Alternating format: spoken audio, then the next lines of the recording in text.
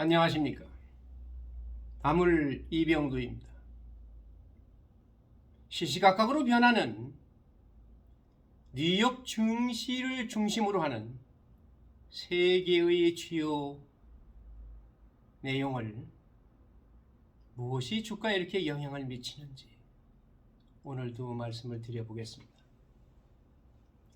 핵심 이슈 탑5를 말씀드리기 전에 오늘 아침의 시황을 간단하게 말씀을 드리면은,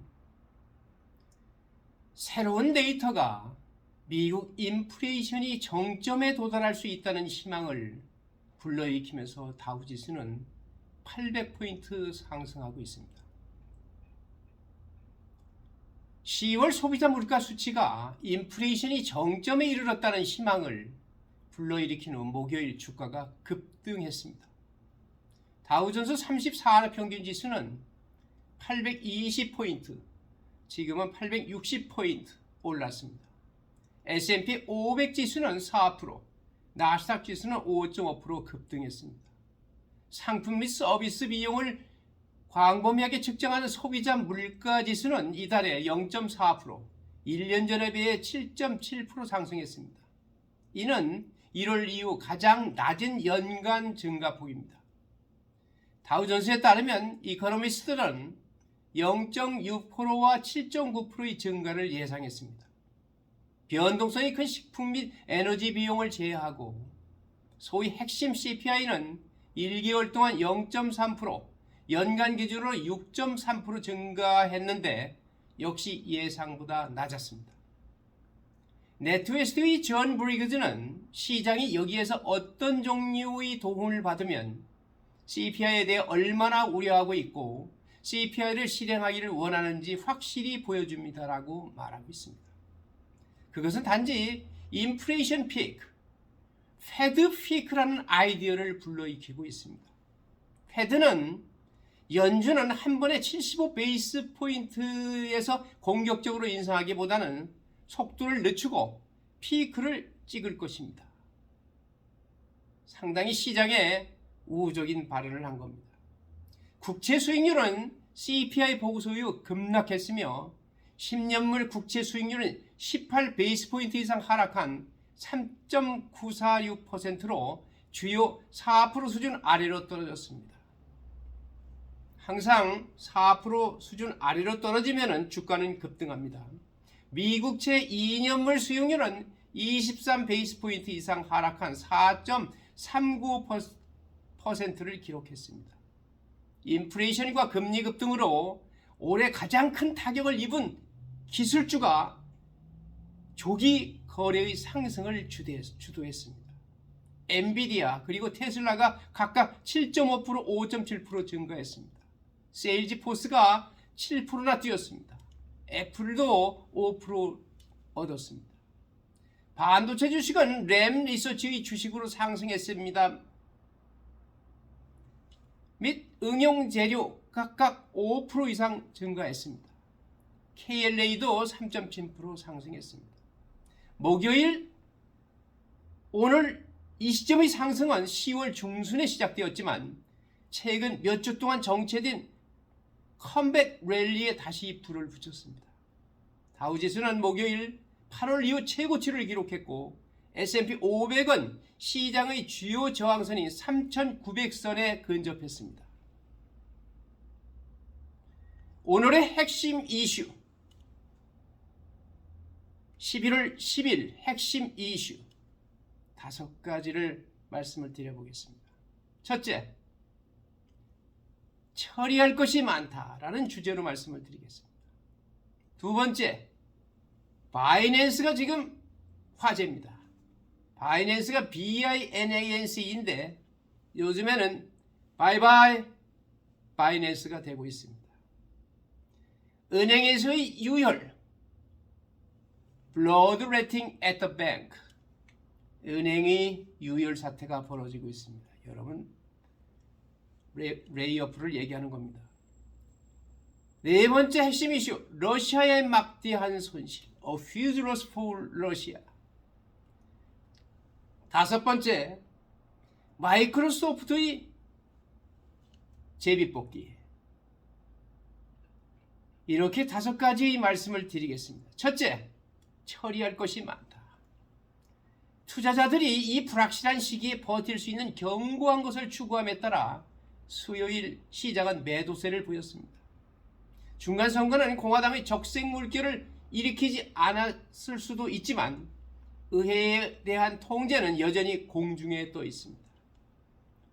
중간선거는 당초 예상할 때 공화당의 적색 물결이 레드 웨이브가 크게 일어날 것으로 예상되었습니다만 막상 뚜껑을 열어보니 미미할 정도입니다. 하원에서 약간 이기고 상원은 아직 결판이 나지 않았습니다. 기업들은 여전히 수익 보고서를 휘젓고 있습니다. 다음 주에 대형 소비업체인 실적 발표를 시작합니다.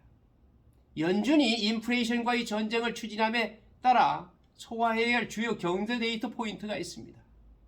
오늘 오전 동부시간 8시 30분에 발표했던 소비자 물가지수입니다. 물가 상승의 주요 지표인 소비자 물가지수는 연준이 가장 중요하게 보는 후행지수입니다. 동부표준시 기준 오전 8시 30분에 발표된 소비자 물가지수는 이미 말씀드린 바와 같이 새로운 CPI 데이터가 미국 인플레이션이 정점에 도달할 수 있다는 희망을 불러일으킬 정도로 희망을 주었습니다. 이에 다우존스가 800포인트 상승함으로 화답을 한 것입니다.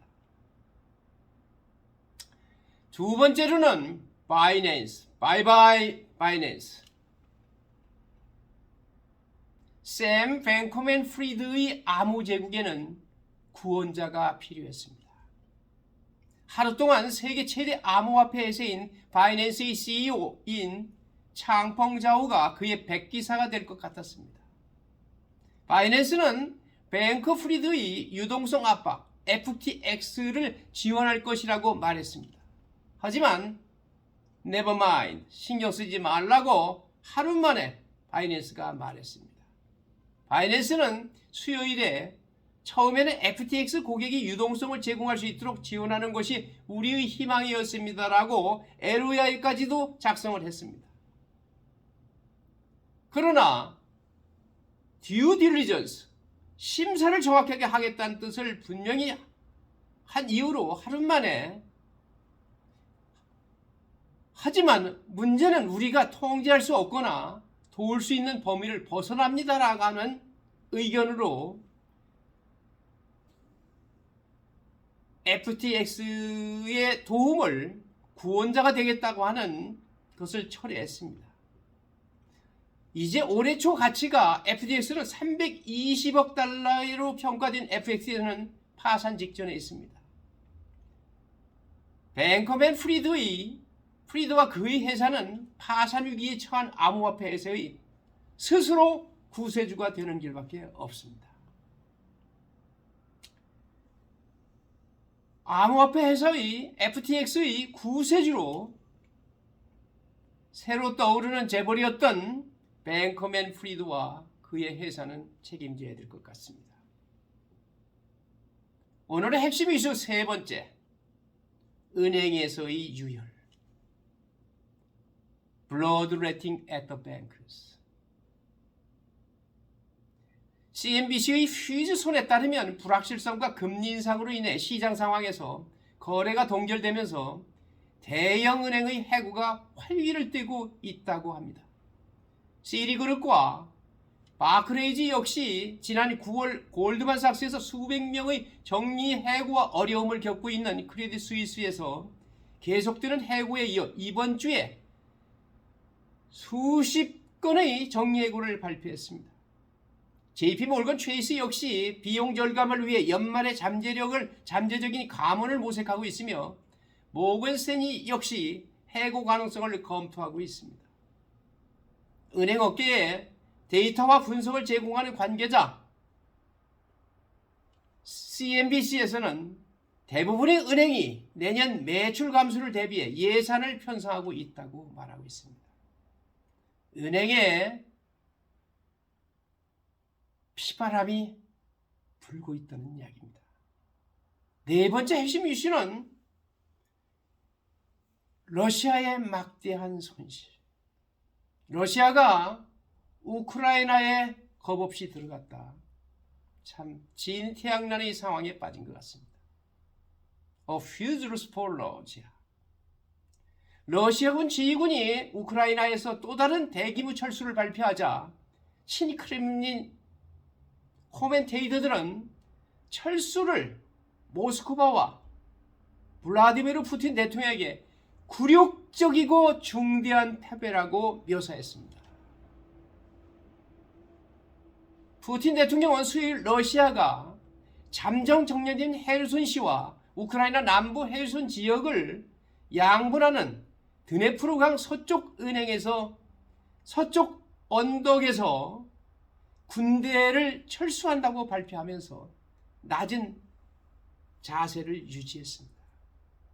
군은 그곳에 더 이상 병력을 공급할 수 없으며 군인들이 안전이 걱정된다고 말했습니다. 이는 지난 9월 푸틴 대통령이 이 지역의 가장 국민투표에 따른 헤르손 합병을 환영하면서 주민들이 영원히 우리 시민이 되고 있다고 말한 이후 나온 것입니다. 불과 6주 후 러시아는 수천 명의 헤르손 주민들을 러시아 영토로 대피시켰고 우크라이나는 추방이라고 비난했습니다. 푸틴의 말은 공허하게 들립니다.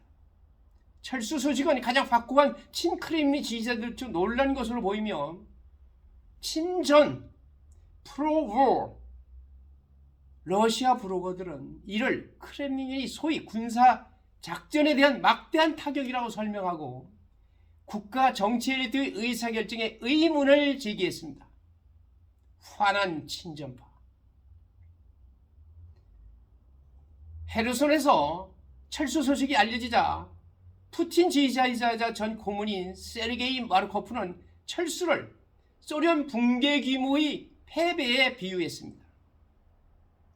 마르코프는 텔레그램에서 수천 명의 추종자들에게 연설하면서 헤르손의 항복은 소련 붕괴 이후 러시아의 최대 지정학적 패배라며 이 거대한 패배의 정치적 결과는 정말 클 것이라고 경고했습니다. 한편 친크렘린 저널리스트이자 정치인인 안드레이 메드베르데브는 텔레그램에서 이렇게 말했습니다. 네, 저도 여러분처럼 행복하지 않습니다. 네, 다른 해결책도 있을 거라고 생각했습니다. 그 요새 지역은 성읍에서 만들어질 것입니다. 물류의 어려움을 겪으면서도 도시를 큰 요새로 만들 수 있습니다. 방어할 수도 있다고 말했습니다. 메드베데프는 푸틴 대통령의 승인 없이는 철회 결정이 내려지지 않았을 것이라고 덧붙였습니다. 해법이 마음에 들지는 않지만 우리는 전쟁 중이고 그런 상황에서 총사령관의 결정은 이의를 제기할 수 없다고 말했습니다. 이처럼 러시아군이 우크라이나 남부 헤르손에서 철수하고 있습니다.